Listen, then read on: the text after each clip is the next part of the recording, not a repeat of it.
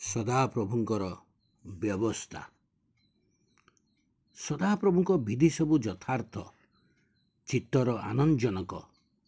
ସଦାପ୍ରଭୁଙ୍କ ଆଜ୍ଞା ନିର୍ମଳ ଓ ଚକ୍ଷୁର ଦୀପ୍ତିଦାୟକ। ସଦାପ୍ରଭୁଙ୍କ ଭୟ ସୂଚି ସଦାକାଳ ସ୍ଥାୟୀ।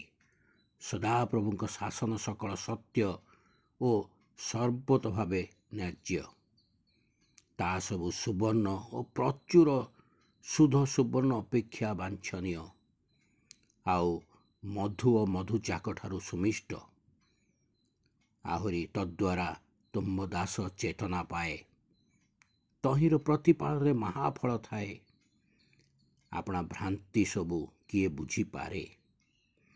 ତୁମ୍ଭେ ଗୁପ୍ତ ଦୋଷରୁ ମୋତେ ପରିଷ୍କାର କର।